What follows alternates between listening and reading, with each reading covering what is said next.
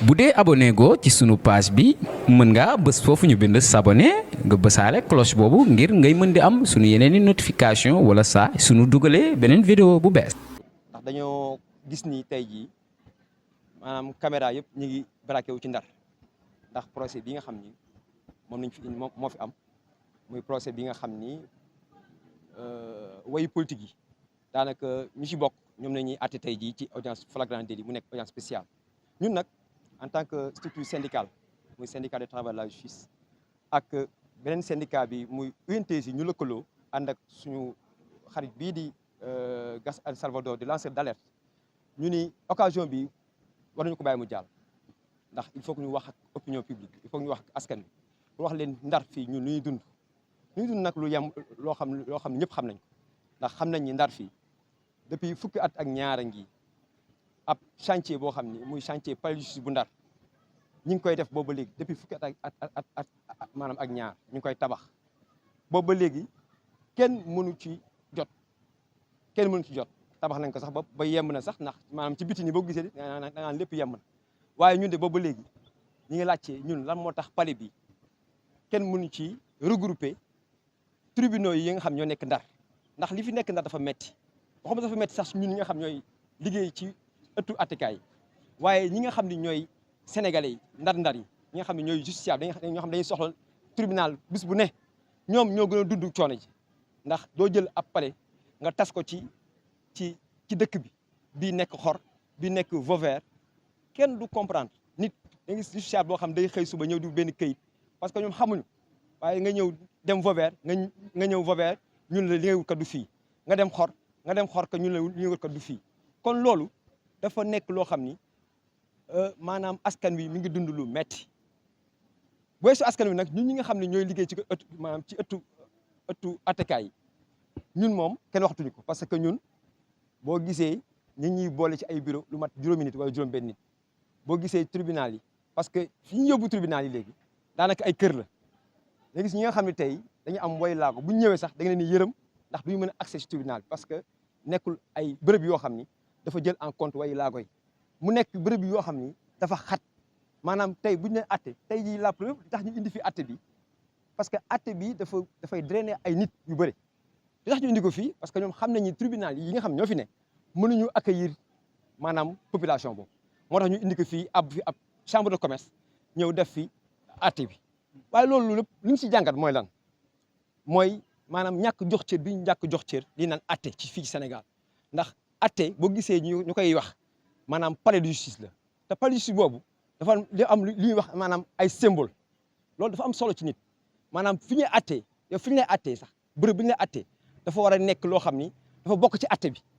pour que yow nga am conscience ni yow porte kat yaa ngi ci ab faute wala boog nga am conscience ni yow kat li nga def nii kat defewul waaye tey buñ la indee tey ci ab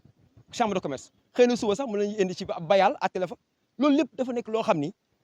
dañ ko war a boole ci atte bi te ci atte bi la bokk kon nag ñi ngi ñaan yàlla ñi nga xam ñoo yor réew mi mooy nguur gu bees gi nga xam ñoo fi ne ñoom ñi nga xam ñoo wate jubal ak jubbanti kon nañ jubbanti lii parce que lii du dëgg du yoon de nañ ko jubbanti ba nga xam ni waa Ndar daañu sentir bopp ci wàllu Sénégal parce que Ndar yenn saa da nga naan sax est-ce que Ndar ci Sénégal la bokk ndax dëkk boo xam ne amul bërëb bu ñuy attee boo demee tey tribunal Vauvert bi nga xam ne moo fi nekk fi ñu dëkkal ab salle boo xam ni ñaar fukki nit bu fi duggee mu fees dell donc yow say mbokk bu ñëwee tey sa mbokk ñu koy atte ci tribunal yow boo ñëwee yow na la wóor yow ca mbedd ba ngay toog li ñuy xaar lu maanaam maanaam jafewul li ñuy xaar mooy ñi nga xam ne autorité ñoo fi nekk muy le ministre de la justice ñoom ñu ngi interpellé au premier chef ñoom nañu fexe bu dimbali ñu gaaw jot ci palais bu bees bii su ko defee ñun liggéeykat yi ñu nekk ci jàmm ñu liggéey ak suñu teeyaay xel ak suñu teeyaay bakkan su ko defee aussi ñi nga xam ne ñooy seen ndar-ndar yi justiciable yi ñoom it maanaam coono ji jeex maanaam li leen dal ni maanaam lu metti la su ko defee ñu indi saafara vraiment loolu daal loolu la ñuy ñaan. lan nga yaakaar mooy indi blocage yi li ko indi nag xam nga nag man xaw ma maanaam géntu gaay yi xaw ma li tax lii am en tout cas daal gis naa ni moom li ma mën a li nga xam ne ndar yëpp mën nañ ko seede mooy chantier bi depuis fukki at ak ñaar wala fukki at ak ñett ba léegi chantier baa ngi daw ñun nag xamuñu lan la donc nag ñi ngi wax daal ñi nga xam ne mën nañ ci dara nañu dimbali wax dëgg fa yàlla pour que Ndar génn situation bi jërëjëf. Merci beaucoup. Je voudrais d'abord poser le contexte. De quoi il s'agit? Il s'agit d'un procès, c'est-à-dire d'une audience spéciale qui est prévue au niveau de Saint-Louis pour juger 81 personnes à l'occasion des manifestations politiques, j'allais dire des élections législatives qui ont eu lieu ces derniers temps. Des personnes ont attaqué d'autres personnes pour les violenter et ces personnes-là ont été appréhendées, présentées au procureur et aujourd'hui déférées devant le tribunal de grande instance de Saint-Louis qui naturellement devrait avoir lieu au niveau de la cité Vauvert. Mais pour des raisons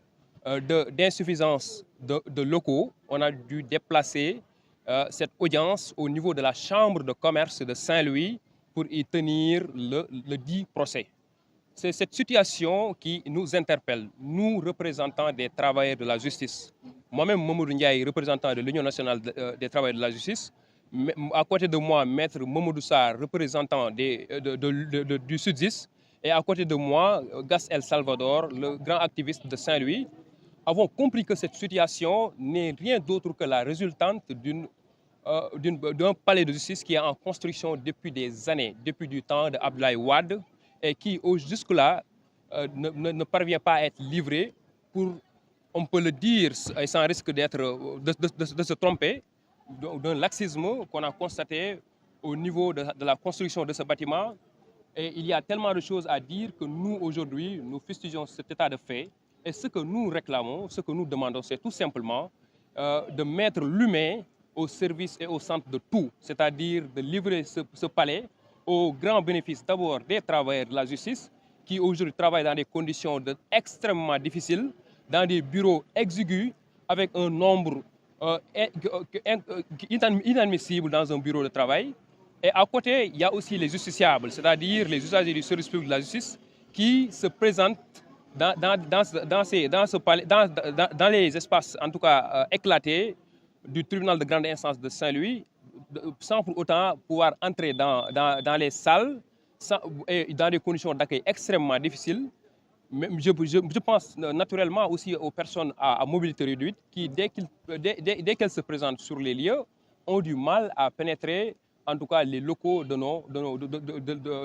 juridictions. Pour dire qu'en vérité, l'ensemble des personnels de la justice est meurtri, est scandalisé par cette situation et nous ne souhaitons qu'une chose, c'est que le palais de justice qui a commencé à être construit depuis le temps de Abdoulaye Wade puisse être livré au grand bénéfice des populations et au grand bénéfice des personnels de la justice. bu dee abonné go ci sunu page bi mën nga bës foofu ñu bind s'abonner nga bësaale cloche boobu ngir ngay mën di am sunu yeneeni notification wala saa sunu dugalee beneen vidéo bu bees